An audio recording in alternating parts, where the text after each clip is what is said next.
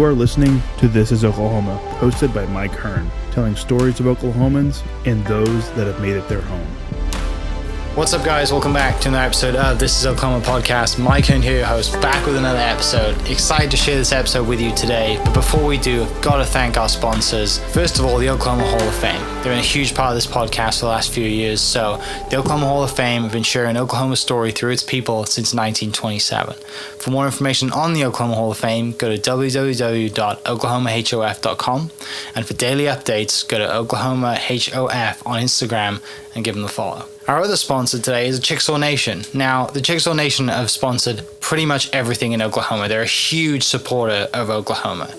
And it's an honor to have their name and their brand supporting this podcast. So a huge shout out to Governor Anatoby for supporting this podcast. It really means a lot. Our third sponsor is Diffie Ford Lincoln down in El Reno. Now, this one makes me so happy because these guys are great friends of mine, play a lot of golf together. I've bought my cars from them, do most of my oil changes down there, have a cup of coffee, hang out down in El Reno. It's a good spot to go. And not only are they great friends, but they provide a great service. So for over 60 years, third generation family owned Oklahoma business down in El Reno. They're also in Bethany as well. So people in the Bethany area know the Diffies really well. But if you're looking for anything new, used, Ford, Lincoln, or whatever, I'm sure they could find anything you want. Check them out, diffieford.net, and then on Instagram at diffiefordlincoln. And let's get into today's episode. My guest today is Dre McKee, who is your title, Director of Marketing? Yes. Okay, so Director of Marketing for USA Softball.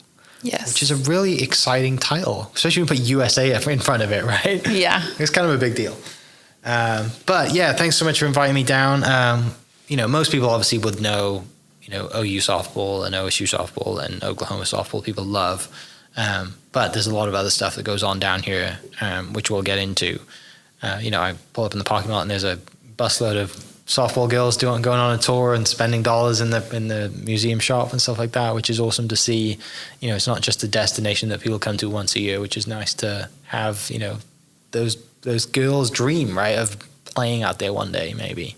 But before we get into all that, tell me a little bit about you. How do you as a young girl fall in love with softball and end up, working for USA Softball? Yeah. What's your journey? So I actually started playing softball when I was 4. Okay. My parents just put me in to play, so tried it out along with a lot of other sports, but continued to play softball, and I had to make a decision between which sport I wanted to play most when middle school hit. So I was, I guess, basketball or softball, and I was a lot better at softball than I was basketball. So I decided to stick with softball, and throughout high school started to get recruited collegiately.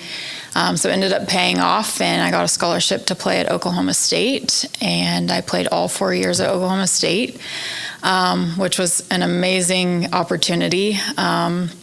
My senior year, Coach G, who is the coach now, came on as the head coach and completely flipped our organization around, and now they're one of the top softball organizations in the country. So very excited for them in this year. But post playing, I actually, very ironic, my sister Erin Miller, she played at OU.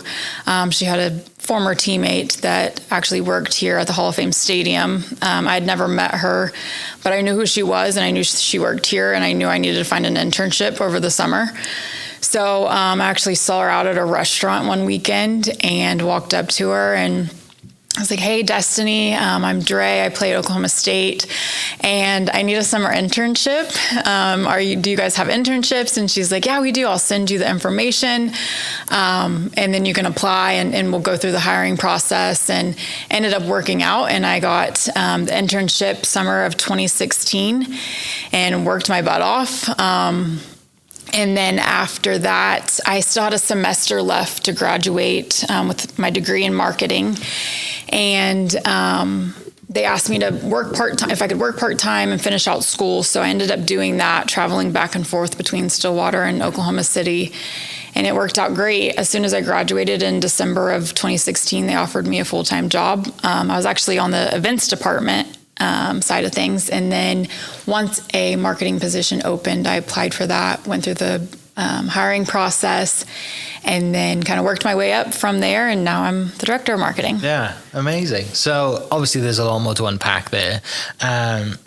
Were you, and you mentioned your sister going to OU. Was she already at OU before you signed to OSU, or did you go first? No, we actually committed very close. She committed to OU before I committed to OSU. We're the same age.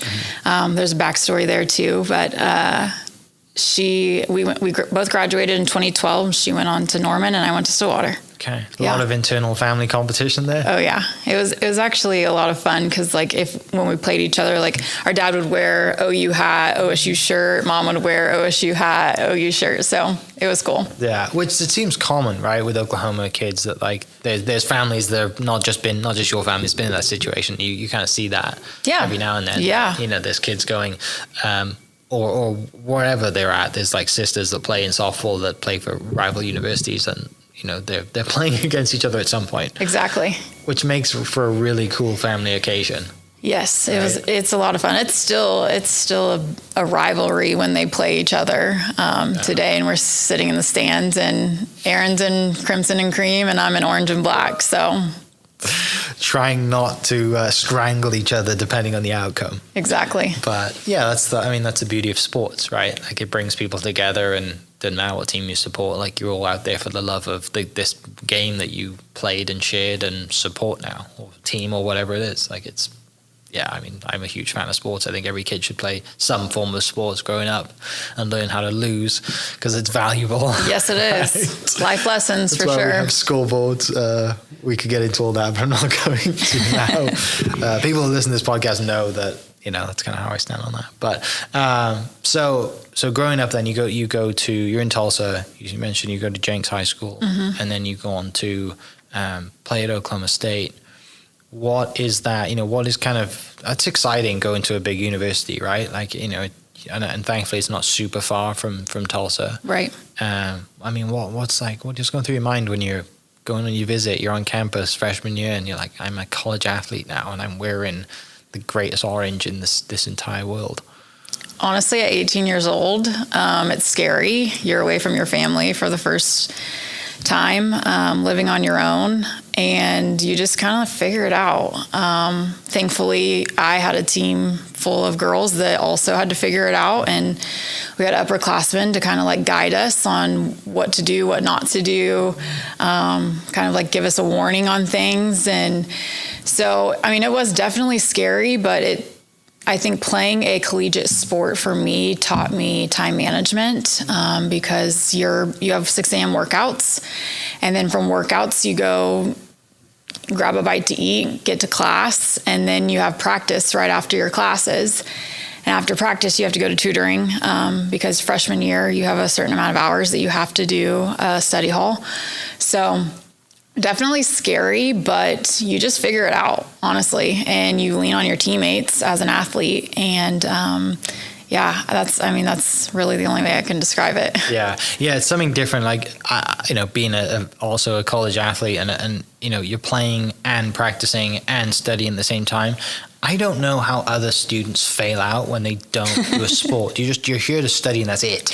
Yeah. How do you not have 2 degrees? Like, right. If I can do all of this, at some form of standard, and you just have to show up to class whenever it is. Right. Sometimes I look back and I'm like, wow, how did I do that? But like in the moment, you're just like, you got to do it. You got to go. Yeah. So that's super cool. So you get there, then like I said, you're thrown. You're going to 6 a.m. workouts, you're a part of a team. Did you know anybody on the team already when you were going there or not? I didn't. I mean, a couple of visits that I went on, of course, I met some of the girls, but I didn't know anyone very closely. I, of course, knew some of the girls in my class that were coming in with me, but I had never played with any of them or wasn't like very close with any of them.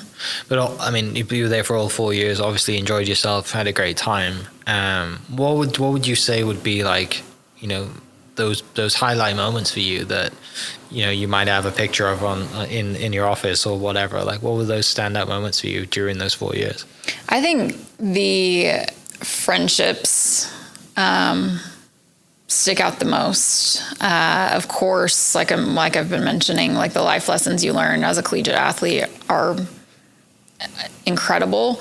But it's outside of the field, the relationships that I built and the friendships that I have that will last forever. Those moments, specifically on the field, I'll always, like, my senior year was the best year for me. And a lot of that is kudos to Coach G, our head coach, because he just came in there and was like, we're going to turn it up. And the whole senior class was very hungry for change, and we wanted to win, and we wanted to really flip the program and change the culture of how everyone thought of Oklahoma State softball. So I would say, honestly, one of my fondest memories is my senior year. One of my closest friends, Tiffany Mickelson, she broke the home run record for our school. And I'll never forget, she like had this conversation. She's like, I wouldn't have been able to do this without my teammates. And it just felt good because like she's very selfless. But I think that was something that I'll like hold on to forever. Yeah. Yeah. That's really cool. You mentioned being hungry for change as a senior. What was that culture that had to change? Like, was it just, and what was OSU softball known for at the time? Not for what it is now. Yeah, so we weren't winning. We definitely, my first 3 years, we hadn't beaten OU, and that changed in a long time, and that changed. And we just like, I don't know, it was like the leadership just wasn't there. And so from the very top, and so like our upperclassmen were kind of just like, okay, let's go to practice, let's get it done. And it wasn't like a go-getter mentality, and that changed. Yeah. And really once the confidence was instilled in us from the top, it was like, we can do this. Sure. So yeah, that I would say. Yeah. How did Coach G go about, circling you all up and getting you on board and really starting the foundation for that change? Because it's great when it's already changed, right? Mm-hmm. The hardest part is being in a program for 3 years that you're used to something. And yeah, you might be hungry for change, but you're generally ingrained to not, right? You're like, hey, we've been doing this. I know this is how we've always done it. And it is exciting when someone comes in and says, we're going to change things. Right. But it's different to actually do it. So absolutely. How did that happen? How did he get Coach G get everyone together and do all that? I think he would agree to this. I was probably the hardest one to get through too. And he, we laugh about it now, but he picked up the phone, called every single one of us before we even had to report back to campus, and kind of told us that he's not here to mess around. Like, we're going to change what's been going on, and things are going to change, and you just have to like be open to that. And so we all knew that going into when we had to report back to campus. But when we got there, more importantly, he made us feel like even more home away from home. We went to his house and we'd have cookouts, and Christmas, we'd have Christmas party at his house, holidays at his house. So he just made us feel more welcome, I guess, and more like a family. And so we didn't have that before. And then I think as a team on the field, really he was like, I want you guys to play with swag. I want you guys to go and do your thing. Like, I'm not here to tell you, like, this is how you're going to play. You need to play how you play and play to the best that you can. And so I think that just gave us the freedom. We kind of like just let loose from there and came together as a team. And like I said, the upperclassmen, we were hungry for change. So I think us buying into what he wanted helped the lower classmen buy into it as well. But for me, like I'm kind of a cold person once you first get to know me, and having the first 3 years how I did, I was kind of skeptical for a little bit, and he kind of had to dig through the layers with me before he could really peel back who I was and like what I was about. But about halfway through the season, we had a conversation. We just really gelled really well from there. So, yeah. That's right. Yeah, I mean, it's a great thing to be a part of. You know, it's great to be a part of a winning team, but it's also great to be. I think it's greater to be a part of a team that's really turned things around, right? Absolutely. 'Cause it's always nice to come into a team that's doing great. The culture's awesome. You just kind of join in, but when you know what it's like to lose, right? You know, it's like to just punch in, feel like you're punching a clock every day. Yeah. Showing up, not really feeling like we have to put in much effort because we're just run of the mill. It's just, we're college athletes, but we're not the elite. Exactly. And then you, like you said, you go from, go to that moment and you go to, no, we are, play with some swag. Like we are, we are the bee's knees. Right. Yeah. And it, especially being a senior too, that must have been super special because you know that I'm done after this, right? Right. It's highly likely that I'm not going to go and play. I'm not going to have these experiences in a stadium with fans ever again. And as heartbreaking as that is, you want to make it as best as you can. Exactly. What position did you play? I was an outfielder. Okay. Yeah, mainly left field. Okay. And so what was that first, like, I don't know, is there a moment during that season that you're like, oh, we are different now. Like we're winning games. Like was there kind of like a standout game or a hit or was it more just gradual and then you go on and have a great season and beat OU? I wouldn't say there was one moment that it like clicked because it definitely was gradual. We just got better and better and gelled more and more throughout the season. But there's one in particular series we were playing Texas. And I didn't start that game, but I ended up going and playing left field. And our pitcher, we were down a couple runs. Our pitcher, she's like pointing at me like, hey, get ready. Basically telling me like the ball's going to be hit to me. Okay. And like, how often does that actually happen?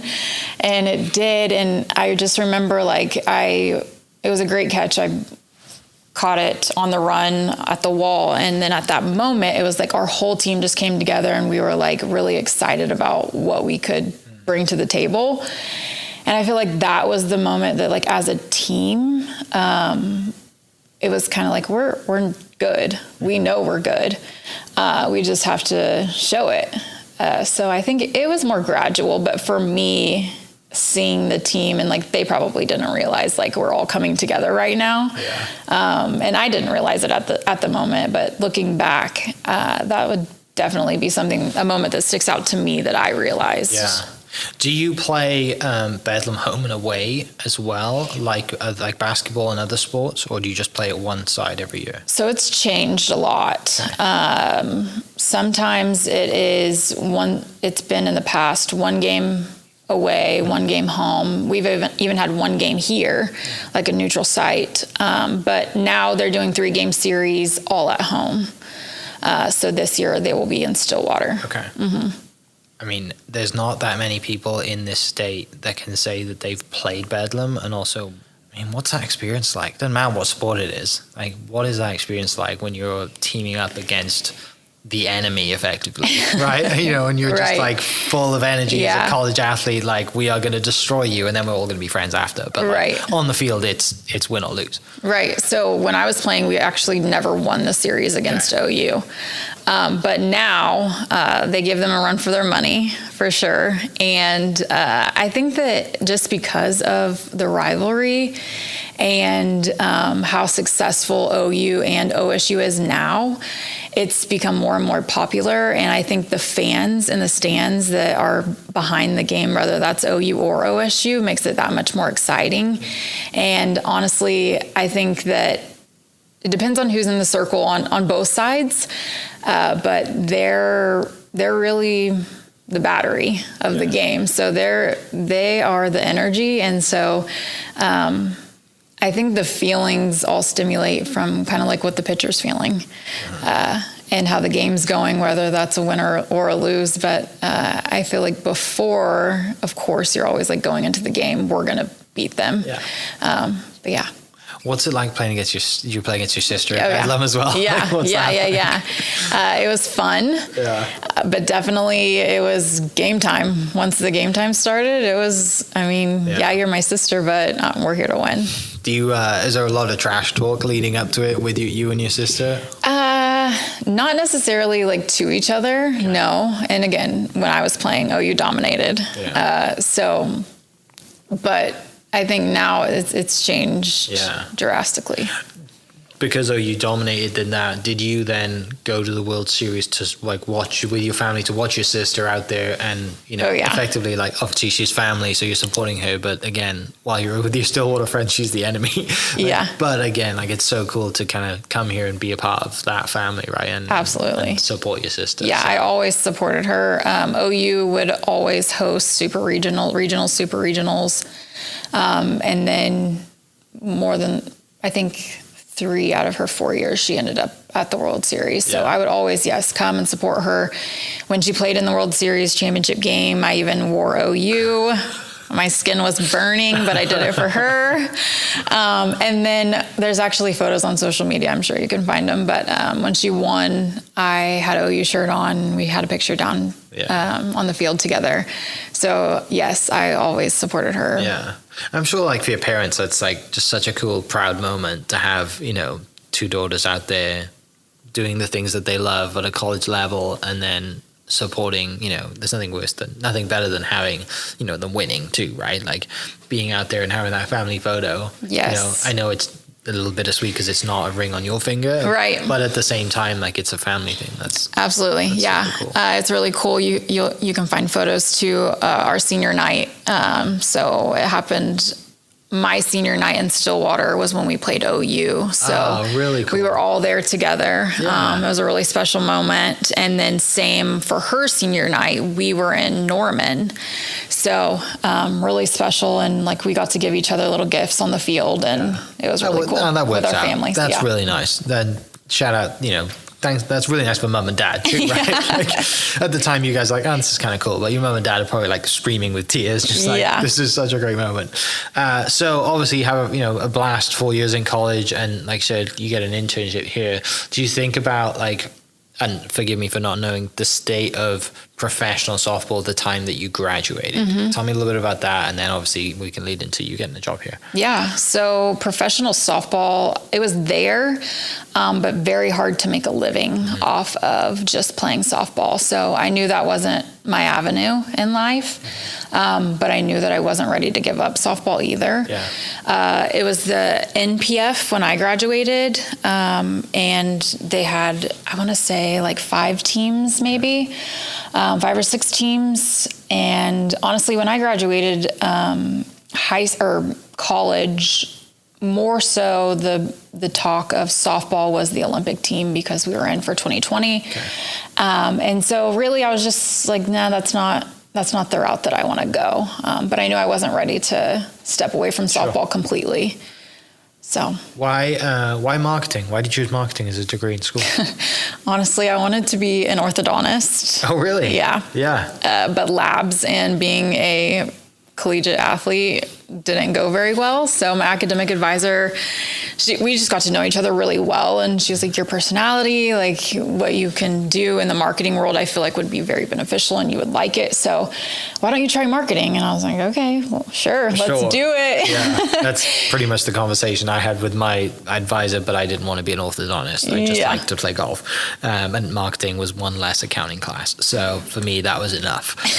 So I also have a marketing degree. So yeah, you get the internship here and you kind of get bitten by like the bug of events, right? Like you're the total opposite, you know, you're within the same sport, but you are now a part of the event staff and seeing how these things run and all of the stuff that goes into making, you know, a successful event happen. And obviously graduated and worked for that. You studied and worked for that first internship, but then you get a job here and, you know, if I had a job in golf in marketing, I would probably really enjoy my days. Yeah. So I am sure that, you know, you don't hate what you do, right? Yeah. You're still here, which means that like it clearly went well. But yeah, what was like those first kind of, I mean, after you graduate and you start working here full time, what's, you know, obviously people know this place for, you know, the World Series, but there's a lot of stuff that goes on here around that. Yeah. So what was that like? Yeah, honestly, I had no idea what the internship would turn into. I was really just like, I know I need to get something on my resume. So I took the opportunity on the events side, and it just happened that someone was leaving when I was graduating college. So I got offered the full-time job as soon as I graduated in December of 2016, and I was an event coordinator for 6 months, and then got moved up to a manager role after another person left. And everyone that works in the events industry knows it's a grind. You don't just get to show up to the event and it runs itself. So yeah, when I was my first year, we had about 30 events that we put on, and there was 2 of us, Destiny actually, that helped me get the internship, and myself. And so between the 2 of us, we did 30 events starting in March all the way through October, and our last event being Fast Pitch State Championships, which is fun. And we did everything. We did concessions, we did third-party vendors, and then, of course, putting on the actual event here. So from there, I knew like events is such a grind, and being here, you're here 16-hour days when the events are going on. So I was like, yeah, I love this. I love being involved in the sport, but events I don't think is my avenue. So once a marketing position opened up, I applied for it and went through the hiring process. So. And like, obviously that's, USA Softball is the company you work for and the brand you work for, even though softball is massive in this state. People don't think that it's that enough about it being USA Softball. They probably think, oh, it's like OU and OSU, and we're just, this is right. That's probably one of the misconceptions. Yeah. It's like, no, we actually like have an organization, and like it's quite a big one. Yeah. And you mentioned, the Olympics it's quite a big deal. Right. So there's not a lot of what were those events then? You said 30, like roughly. Like what were those? Yes. Are they all softball based events? Yes. Okay. Yeah. So they range. We do fast pitch and slow pitch, and then they range from 12 and under all the way up. We have a 65 and over slow pitch. We actually have a championship for that. So, but yeah, collegiate level, youth level, and then adult level, fast and slow pitch. Yeah. So since you've been working here full time, what has been like some of the real big changes that you've seen since you've worked here? Specifically at the stadium, the city of Oklahoma City has put in around a little over 28 million into renovations to improvements of the stadium. When I first got here, it was only the lower bowl of 5,000 permanent seats, and now we have an upper deck with an additional 4,000 seats, which has been awesome, which means growth is happening in softball. We get to have more fans at the Women's College World Series. Now the Big 12 tournament that we host here is also utilizing the upper deck, as well as we're hosting a Oklahoma Hall of Fame Classic. So they're doing a weekend tournament the third weekend of March. And they're, depending on ticket sales, they're going to utilize the upper deck as well. Yeah. Like over your time being here, just being such a, fan of the sport, and played the sport since you were 4 years old, it must be super fun to see like the construction of an upper deck, right? And every year this place, it gets more hype. And, if the city's going to invest $28 million or more, like clearly, it brings a huge draw to the city and dollars from out of state. But also like the TV coverage is off the charts that week, right? Yes. And it's just how do we develop and how do we grow that buzz into a yearly thing, isn't it? And that's exactly the good thing is you have that buzz to start with. Exactly. It must be super exciting. It's very fun. Is like the house is falling down when this place is full, right? It must be so loud. Yes, it's very fun. And our events team now is doing a great job of bringing in more college teams to play. Yesterday, we just announced that we'll host a rematch of OU Texas on March 31st. So they'll only play one game here, and then they'll play their other 2 in Norman. So yeah, we're definitely making some changes on that end, and they're constantly evaluating the growth of what kind of events we're hosting. Yeah. So the events team is doing a really good job on bringing outside events. Yeah. Talking about then the USA softball team, like what does your job kind of entail regards to the marketing side of things for them? Obviously, it's not just here in Oklahoma, but there are Olympics to go to, right? Yeah. Like it's a pretty big deal, right? Yeah. So I'll go back to 2019 when we were starting to ramp up and figure out what we were going to do leading up to the Olympics. We know we wanted to do some kind of tour around the U.S. to do like exhibition games. So we created what we called the Stand Beside Her tour, and I helped a lot on the marketing side and the branding and the messaging of like what the Stand Beside Her tour would look like. And then my number one priority on Team USA side is sponsors and donors, and giving the girls more opportunities to train, and they don't have to pay for those trainings. And then on top of that, like eventually my goal is to have so many sponsors that we're able to pay the USA athletes. Non-Olympic years, we actually don't get funding from the USOPC, so we're not able to fund our athletes other than per diem or covering their travel expenses. So outside of the Olympics, they still travel or they still compete internationally. And we're actually this year, we're going to field a U15 team to go play in Peru and Japan. So Are you going? I'm not going. No. Did you go to the Olympics? I did not, because it was COVID. So of course it was. Yeah. So only one of our communications employees could go, and then the rest was our national team staff. Yeah. You will go to one at some point, I'm sure, right? Like, LA 28. My fingers are crossed. well, yeah, it's here, isn't it? Yeah. It's in LA. So. And obviously softball, fingers crossed, will be involved. Fingers crossed. Like, yes. There's stadiums, there's baseball stadiums. You guys can play baseball stadiums. Oh yeah, we played in a baseball stadium in Tokyo. Right. So yeah, no brainer. Fingers crossed. Although it's hopefully a shoe-in. If I was in your position and it wasn't, I'd be extremely mad. I'll be mad for you because it's in our backyard. Why would we not do that? Right. But yeah, that is super exciting because especially at an Olympic level. Mm-hmm. I mean, there's not much else to go after you've played in an Olympics, right? And right. You've had the chance to win an Olympics. I mean, part of one giant team at that point, right? Not just your softball. There's all of that. Like all of Team USA. So cool to do that. I hope you get that opportunity at some point. I hope so too. And if it's here, then hopefully you get to take mom and dad with you as well, and family.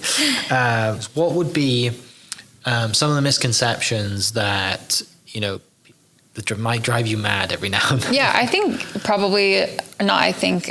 one of the number one questions that I get is, what is the NGB?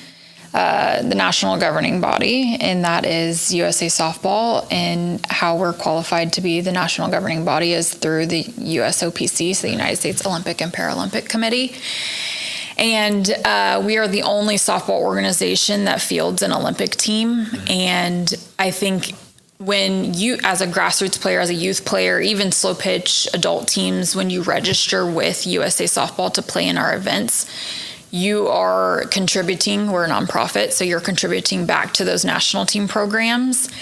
And it's not just the women's national team. We also have a men's national team that goes in and competes internationally too. So when you're playing in USA Softball events around the country as a grassroots player or coach or even umpiring, and you're registering with us, you're contributing back to that national team. Okay. Yeah, and that was going to be like my next question was when you mentioned youth development, like you started when you were 4, like this starts somewhere. Yeah. Has there been any big changes like in how that's been done over the years just to widen the spectrum and get more kids involved in softball?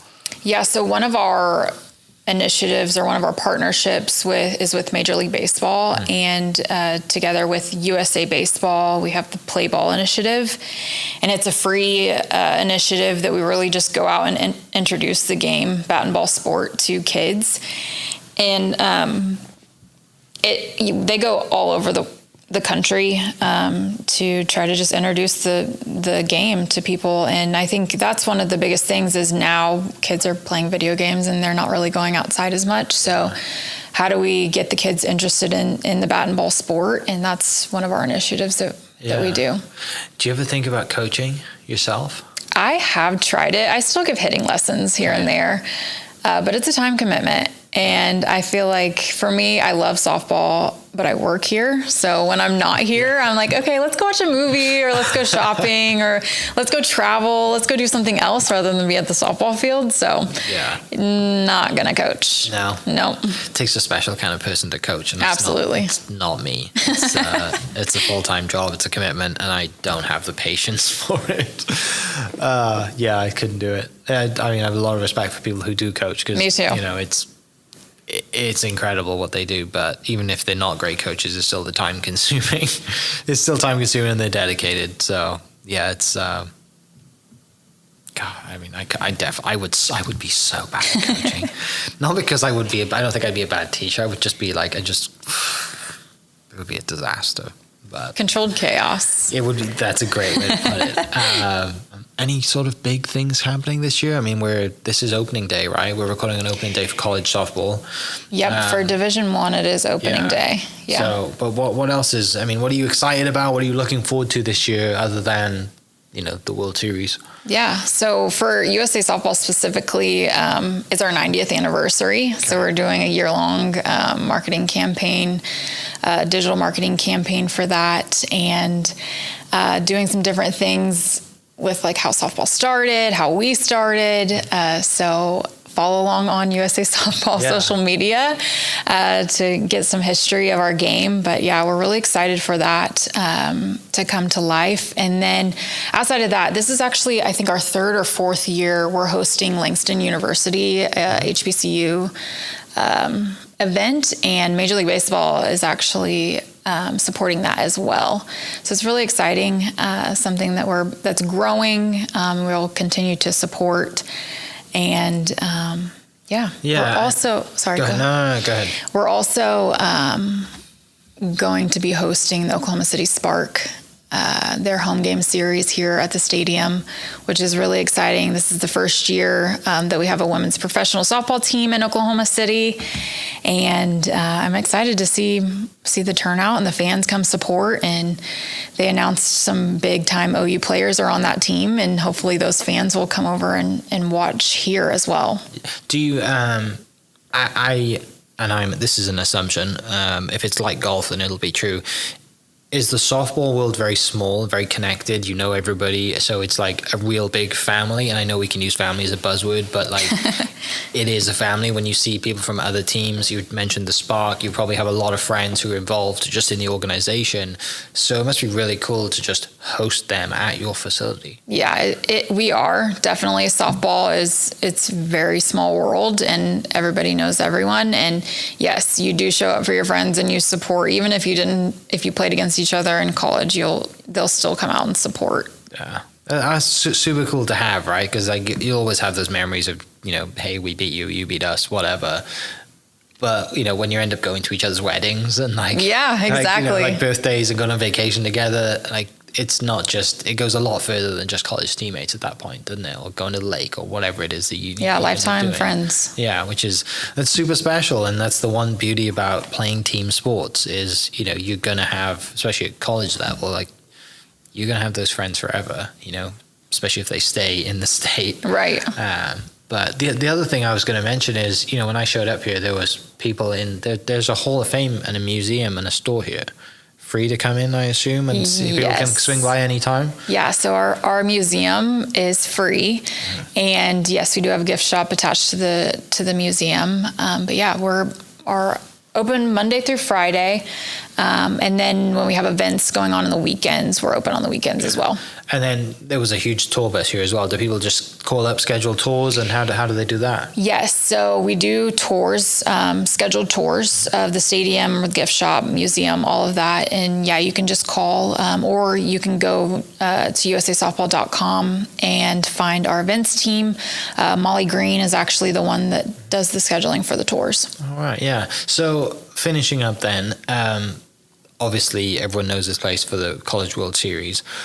What is like your role in getting to that week, because it's a full week, right? It's a full week. Yes, it is. You've got people coming in from all over the country. This place is packed out. Mm-hmm. It's a huge event. What is it like for you on the ground that week? I'm sure you don't sleep, but like, take us through that week. What is it like? I'm sure it's super exciting and the lead up to it, but from someone who works in the organization and is here on the ground helping everyone, and it's all hands on deck, what's that like? Yeah, my heart goes out to the events team because it is a grind for them for sure. Now transitioning into the marketing side, my role's changed quite a bit, and I'm not here for 24 hours a day, but I am more so leading up to the Women's College World Series. We have some USA athletes that will come in and they'll do appearances and autograph signings and photos and that kind of thing to not only build their brands as athletes, but for the USA brand as well. And then in partnership with the NCAA, the USOPC created Olympians made here at the collegiate level. So we did a ceremony on the field with our USA athletes last year because it was the year after the Olympics. And so that is one of the things. And then I'm also hosting a big chunk of our sponsors. They come in for the event, and that's dinners or happy hours or whatever they want to do outside of watching the games. Yeah. That's what I'm doing during that week. That's the fun side of your job, right? It is. You get to host people, have a drink, have some, watch some softball and have dinner and entertain, which is that's the fun side of marketing. Yes, it is. Right. Well, with that being such a huge draw, and a lot of people see that, you get to parlay that into, hey, we're not, it's not just Oklahoma softball in general, we're the home of softball. This is USA softball, and you get to really utilize that week as a way to show off this place. Do you really get to enjoy the games then, I assume? You're not, like you said, you're not on the event side. So right. You're not stressing or working 24/7. You really get to also be a fan too, which is a really unique experience, especially when you work here and then there's games going on. You're like, oh, I have a ticket. I'm going to go sit with my friends and my parents and watch the game. Yeah. So like I said, I'm entertaining. So a lot of the times I'm sitting with the sponsors and building relationships with them. And some of them have never been here. So I'm explaining the game to them and how that works. And so really, I do get to enjoy the games, which is, that's the awesome part of what I do now. But entertaining and just building closer relationships with the sponsors, and that's what I'm doing during. Yeah. Well, it's great that the sport is growing, and you're a part of a team that's helping grow that, not just here, but around the nation. Yeah. Which, you're making a real impact. And, if you bring out, young kids who start playing and their parents are like, hey, we're playing because we saw, something that you guys must have done, right? That kind of hits home a little bit when you have a direct impact. Mm-hmm. When 15, 10, whatever many years from now, someone may come up to you and say, hey, I played in this arena and I remember, that. There's nothing better than seeing that in sport, right? And having that impact, especially in your home state too, right? Exactly. It would suck if you lived in Texas. Yeah. Do this in Texas. Texas seems to get everything. But it's super exciting what you do. I love that you've turned, passion into a job, right? I think it's one of the things that a lot of college athletes would love to do, and sadly not many of us get the opportunity. And thanks to your college counselor for putting you in marketing, right? And then exactly. The kind of things falling into place, and you ended up here, and being in a family of softball. I'm sure it's super fun when people come back to town, because it's just like a big reunion for you. Absolutely. And that's one thing that's special, but also, you don't hate coming to work every day. So they're effectively it ripple effects, so you actually do better at your job because you love coming to work and all of that stuff. Yes. For people listening then, what would one thing that, what do you tell people about this place to come and have an experience? What is kind of your, I don't know, little tips, tricks or something about this place that, hey, if you're coming down here, you should come at this time, you should see this thing? I think when we're super busy and there's thousands and thousands of people here, be patient. No, but especially Big 12 during the OU tournament, Big 12 Women's College World Series, arrive early. You're more than likely going to have to walk some, so wear comfortable shoes, hydrate. Oh my gosh, in the summertime here, it's so July? hot. June or July? It's June. Okay, yeah, it's so hot, and you will be so shocked how many people pass out because they're just dehydrated. and come with a smiling face and have a good time. Yeah. Where can they just call up to come on tours and buy tickets and all that stuff? Yes. So our website, usasoftball.com, you'll see Hall of Fame complex with the events. It'll list all the events and it'll have all the information per event on there. I will link that in the description down below for people to go to that, and also the social media as well. Yes. We'll link the Instagram and Facebook and all that stuff down below. Thank you so much for spending an hour and chatting and showing me around this awesome facility. I will come back when this place is packed out and support some team. I'm an OSU fan as well. So I won't wear red if I come to watch an OU game, but I will happily experience somebody winning a national championship here. But yeah, thank you so much for coming on the podcast. For people listening, I'll put the link in the description to all the website, social media and stuff like that. And we will catch you next episode. Cheers. Thank you. Hope you guys enjoyed that great episode. Thank you so much for listening. As always, huge shout out to our sponsors, the Oklahoma Hall of Fame, sharing Oklahoma story through its people since 1927. For more information on the Oklahoma Hall of Fame, go to www.oklahomahof.com and follow them on Instagram for daily updates at oklahomahof. Our other sponsor, the Chickasaw Nation, amazing sponsor. They do amazing things for the state, and they're always sponsoring something in Oklahoma. They're a huge supporter of Oklahoma, and without their support, we wouldn't be able to do what we do. And our third sponsor is Diffie Ford Lincoln down in El Reno. Now, this one makes me so happy because these guys are great friends of mine, play a lot of golf together. I've bought my cars from them, do most of my oil changes down there, have a cup of coffee, hang out down in El Reno. It's a good spot to go. And not only are they great friends, but they provide a great service. So for over 60 years, third generation family owned Oklahoma business down in El Reno. They're also in Bethany as well. So people in the Bethany area know the Diffies really well. But if you're looking for anything new, used, Ford, Lincoln, or whatever, I'm sure they could find anything you want. Check them out, diffieford.net, and then on Instagram at diffiefordlincoln. Thank you for listening. Thank you for listening. We are inspired by those around us and hope that you are too.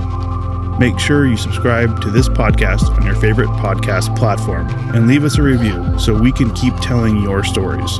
For more great Oklahoma content, follow This Is Oklahoma on Facebook and Instagram.